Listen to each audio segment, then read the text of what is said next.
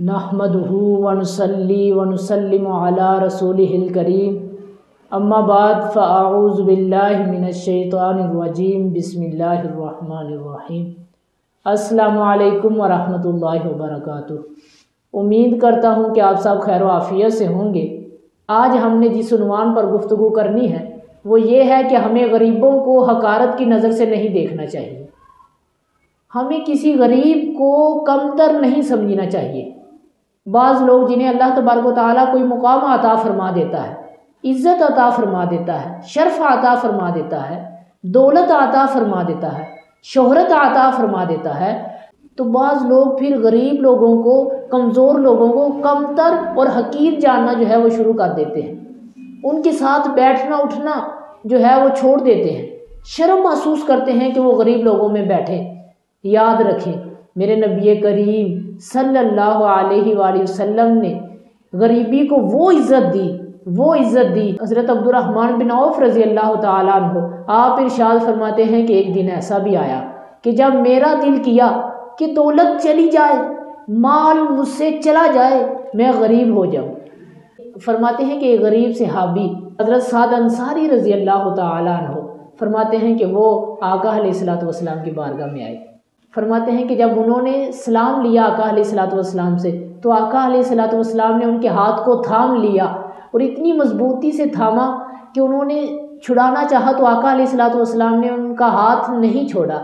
تو جب آقا علیہ الصلوۃ والسلام نے بعد میں ان کا ہاتھ دیکھا تو آقا علیہ الصلوۃ والسلام نے ارشاد فرمایا، اے سعد یہ کیا ہے؟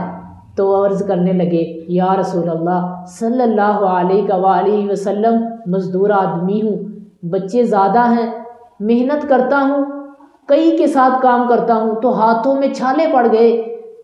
تو حضرت عبد الرحمن بن عوف فرماتے ہیں، کہتے ہیں کہ دھرتی نے وہ دن بھی دیکھا، کائنات نے وہ دن بھی دیکھا کہ وہ رسول کہ جبریل جس کے قدم چومنے کے لیے جھکا کرتے تھے، فرماتے ہیں کہ کائنات نے وہ دن دیکھا، وہ لمحہ دیکھا کہ حضور نے غریب کے ہاتھ کو چوما۔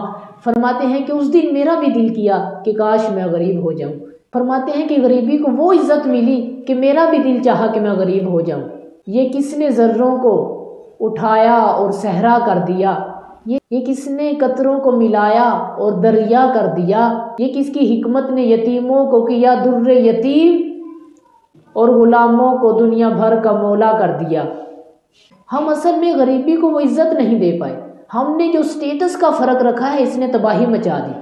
میرے نبی کریم صلی اللہ علیہ وآلہ وسلم نے ارشاد فرمایا، اگر تم نے مجھے تلاش کرنا ہوا تو کمزور لوگوں میں تلاش کرنا۔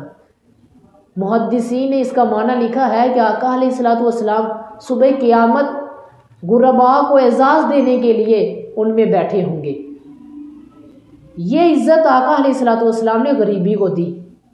تو ہمیں آج غریبوں میں اگر بیٹھتے ہوئے شرم آتی ہے، اگر ہم بیٹھتے ہوئے یہ سوچیں کہ ہماری چودراہٹ میں فرق آ جاتا ہے، تو یاد رکھیے جب کفار نے آقا علیہ الصلوۃ والسلام سے کہا کہ ہم آپ کی بات کو تسلیم کر لیتے ہیں، ہم آپ کی بات کو سنتے ہیں، مان لیتے ہیں، لیکن ہم میٹنگ اس وقت کریں گے جب آپ اپنے غریب صحابیوں کی علیحدہ مجلس قائم کریں گے اور ہمارے لیے ایک علیحدہ مجلس جو ہے وہ منعقد کریں گے۔